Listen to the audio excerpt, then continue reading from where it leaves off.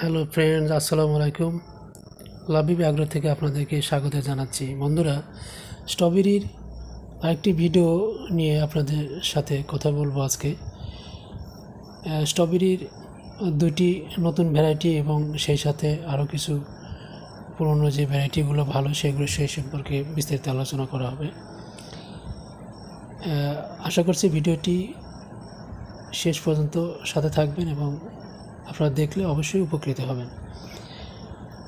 তো আসলে স্ট্রবেরি যারা চাষ করতে চান তাদের জন্য একটি পরামর্শ হলো যে নিজে চারা তৈরি করে চাষ করুন, তাহলে আপনি লাভবান হতে পারবেন। আর যদি আপনি চারা পুরোটাই কিনে চাষ করেন তাহলে কিন্তু লাভ করা ছোটা। আপনি কখনো এটা প্রথম পর্যায়ে পারবেন না, প্রথমে লস যাবে হয়তো। কিন্তু আপনি যদি চারা এখনই মাদার প্ল্যান্ট কিছু চারা সংগ্রহ করে 50টা 100টা 200টা চারা সংগ্রহ করে চারা তৈরি করে তারপরে আপনি নিজে জমিতে লাগাবেন ফলের জন্য, তাহলে কিন্তু আপনি অবশ্যই লাভবান হতে পারবেন। যেমন এই যে এই সময় এই চারাগুলো আছে, এই চারাগুলো মাদার প্ল্যান্ট হিসেবে নিয়ে আপনি জমি রেডি করে লাগিয়ে দিবেন। সেক্ষেত্রে এই চারাগুলোর প্রাইস হয়তো একটু বেশি হবে। বেশি হলে আপনার কিনতে তো মানে খুব একটা টাকা লাগছে না, অর্থাৎ 50টা নিলেন আপনি অথবা 100টা নিলেন, এই 100টা চারা থেকে কিন্তু আপনি 10,000 চারা তৈরি করতে পারবেন। তার বেশিও হতে পারে, কারণ যদি আবহাওয়া ভালো থাকে এবং আপনি যদি প্রপার যত্ন করেন তাহলে অনেক বেশি চারা হবে। সেই সময় আপনি 2-1 বিঘে চারা লাগিয়ে এবং পরে বিক্রি করতে পারবেন। আর এই সময়ের যত্ন কি করতে হয় সেই সম্পর্কে আমি একটু বলছি। যে বাংলাদেশে বর্তমানে আবহাওয়া কিন্তু প্রচুর বৃষ্টি হচ্ছে।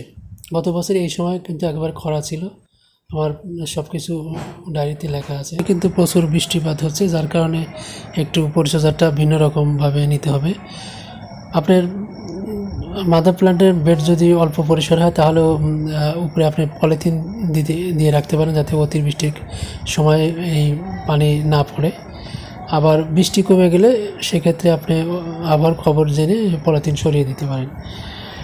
আর ফাইনালি কিন্তু আপনার উপরে একটু নেট থাকতে হবে, যেটা যে কৃষিকাজের জন্য ব্যবহার করা হয়, নীল রঙের মশারি নেট, এটা থাকবে। আর পলিথিনটা শুধু অস্থায়ীভাবে ব্যবহার করবেন।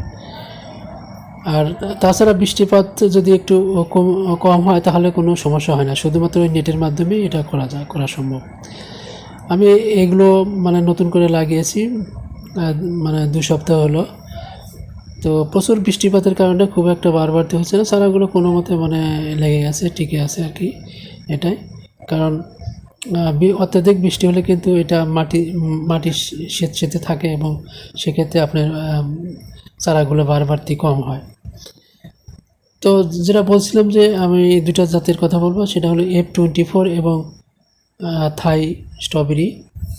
এই দুটাই কিন্তু ফল অনেক বড়। F24 মোটামুটি 25টা হলেই কিন্তু 1 কেজি হয়ে যায় এবং এটা বেশ আগাম আছে। আর থাই ভ্যারাইটিটা খুবই ভালো। গত বছর হয়তো অনেকেই আপনারা ফল বাজারে দেখেছেন, বিগ সাইজের ফল, 20টা হলে পরে কিন্তু 1 কেজি হয়ে যায়। এবং এটার সবচেয়ে বড় সুবিধা হলো যে 2 সপ্তাহ আগাম ফল আসে। যে কোনো স্ট্রবেরিতে 2 সপ্তাহ আগাম এটা ফল আসে এবং দীর্ঘ টাইম ফল দিতে থাকে। বাজারে অন্যান্য স্ট্রবেরি যদি থাকে তাহলে তার তুলনায় এটা অনেক ভালো। কাস্টমার খুব সহজে এটা আকৃষ্ট হয় এবং এটা কিনতে চায়, ছোটোগুলো কিন্তু কিনতে চায় না। সেক্ষেত্রে আপনি যদি থাই করতে পারেন তাহলে কিন্তু অবশ্যই আপনি লাভবান হবেন, কারণ আপনার দাম বেশি পাবেন। ছোটো স্ট্রবেরির দাম কম, আর বিগ সাইজের স্ট্রবেরি হলে কিন্তু দাম অনেক বেশি। সেটা মাথায় রেখে আপনারা জাতগুলো নির্বাচন করবেন। এছাড়া বাড়ি স্ট্রবেরি 2 এবং 3 রয়েছে যথারীতি। আর আমেরিকান ফেস্টিভ্যাল তো রয়েছে, এটা একটি বাণিজ্যিকভাবে সফল একটি জাত, বাংলাদেশে পরীক্ষিত একটি জাত। বিভিন্ন প্রতিকূল পরিবেশের মধ্যে কিন্তু বাড়ি স্ট্রবেরি যারা ফেস্টিভ্যাল, সেটা বাড়ি এবং ফেস্টিভ্যাল এটা কিন্তু টিকে থাকে। সুতরাং আপনার নিঃসন্দেহে এই জাতগুলো করতে পারেন। এইগুলো চারা রয়েছে, আপনার মাদার প্ল্যান্ট চারা নিতে চাইলে অবশ্যই যোগাযোগ করবেন এবং পরামর্শের জন্য আপনার কমেন্টসে গিয়ে লিখে জানাবেন।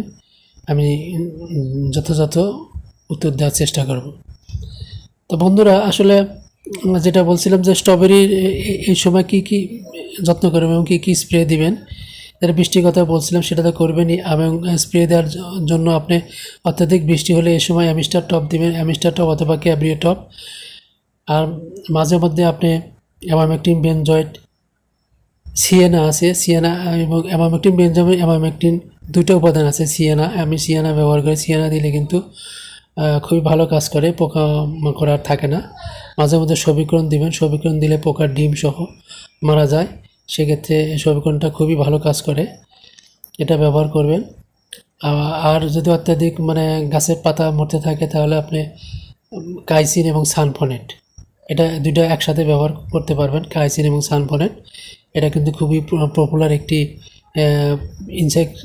পপুলার একটি কী বলবো পেস্টিসাইড, অর্থাৎ রোগনাশক, ছত্রাকনাশক। প্রচুর মানে এটা ব্যবহৃত হচ্ছে এবং কাজও খুব ভালো করে।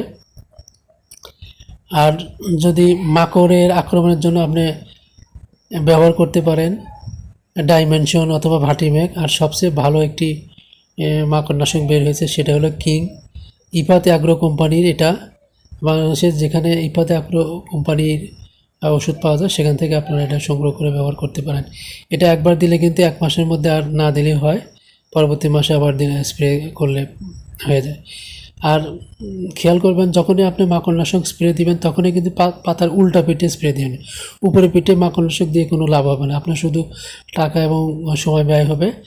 আপনার নজলটা পাতার নিচে দিয়ে প্রত্যেকটা গাছের নিচে কিন্তু স্প্রে দিবেন, অথবা যে কৃষক আপনার স্প্রে দিবে সে কিন্তু তাকে কিন্তু বুঝিয়ে বলবেন যে আজকে মাকড়নাশক দিব, তুমি সবগুলো পাতার এই নজল নিচে ধরে স্প্রে দিবা, মানে উপরে দিয়ে কোনো লাভ হবে না। আমরা তো সাধারণত উপরেই সব স্প্রে করি, যে ওষুধ তো দিয়েছি কিন্তু কাজ হচ্ছে না, কিন্তু আসলে মাকড়টা থাকে পাতার উল্টো পিঠের নিচে লুকায় থাকে এবং খালি চোখে ঠিকভাবে দেখাও যায় না। এটা স্বচ্ছ কোনো কাঁচের উপর টোকা দিলে কিন্তু এই পোকাগুলো হাঁটতে থাকে, আপনি বুঝতে পারবেন তখন যে এটা পোকা হেঁটে যাচ্ছে। সেটাই হলো মাকড়। বিভিন্ন রকম মাকড় থাকে, হলুদ মাকড়, লাল মাকড় এবং কালো মাকড়, বিভিন্ন রকম মাকড় থাকে। তো সেক্ষেত্রে আপনার কিংটা খুবই ভালো কাজ করে। এটা মানে একবার দিলে 1 মাসের মধ্যে আপনার নিশ্চিন্তে থাকতে পারেন। এবং এভাবে 3 বার ব্যবহার করলে কিন্তু পরে আর মাকড়ের মানে কোনো গোষ্ঠী পাবেন না আপনার খেতে, টোটাল খেতে আপনার একদম ক্লিয়ার হয়ে থাকবে।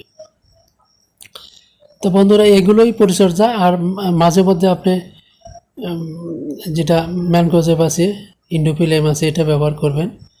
আর পাতা যদি বারবারতির জন্য আপনি সেক্ষেত্রে ভিটামিন দিতে পারেন, ক্রপ প্লাস আছে, এটা দিতে পারেন। আর সে ক্রপ প্লাস যদি না পান তাহলে আপনি কী আছে, পটোজিম আছে, পটোজিমটাও দিতে পারেন। পটোজিমটা দিলে অবশ্য কিছু গাছে দ্রুত ফুল এসে যায়, কিন্তু ফুল আসলে কিন্তু সমস্যা নেই, ফুলগুলো ভেঙে দিতে হবে আর কি। ফুলগুলো ভেঙে দিলে আপনি এটা অনায়াসে গাছগুলো বারবারতি হবে এবং স্বাস্থ্য ভালো থাকবে। সবচেয়ে বড় কথা হলো যে পানি যাতে পর্যাপ্ত পরিমাণে প্রতিদিনই বৃষ্টি হয়ে যাতে স্যাঁতসেঁতে না থাকে, পানি নিষ্কাশনের ব্যবস্থা থাকতে হবে, বেডটা অবশ্যই উঁচু থাকতে হবে, পানি বৃষ্টি হওয়ার সাথে সাথে যেন গড়ে পড়ে যায়। আর সবচেয়ে ভালো হয় প্রচুর বৃষ্টির সময় যদি আপনি ত্রিপল অথবা পলিথিনের একটি অস্থায়ীভাবে শেড দেন, যে বৃষ্টি শেষ হয়ে গেল আবার খবর শুনে আবার পলিথিনগুলো সরিয়ে ফেললেন, রোদ হলো তাহলে মাটি শুকে গেল, অর্থাৎ মোট কথা আপনার মাটি যাতে স্যাঁতসেঁতে না থাকে, তাহলে কিন্তু চারাগুলো আপনি এরকম পাবেন। আর যদি মাটি মানে ভেজা থাকে, স্যাঁতসেঁতে থাকে, পানি জমে থাকে, তাহলে কিন্তু স্ট্রবেরি চারাগুলো আস্তে আস্তে ঝিমিয়ে পড়বে এবং বারবারতি কমে যাবে, খুব একটা বৃদ্ধি পাবে না। সেক্ষেত্রে আপনার হিতের বিপরীত হবে।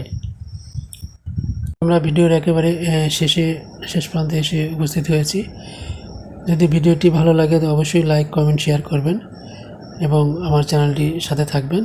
সে পর্যন্ত সবাই ভালো থাকবেন এবং আমার জন্য দোয়া করবেন। আমি আপনাদের জন্য দোয়া করি, সবাই যেন সফল কাম হতে পারেন, সে আশাবাদ ব্যক্ত করে এখানেই শেষ করছি। আল্লাহ হাফেজ।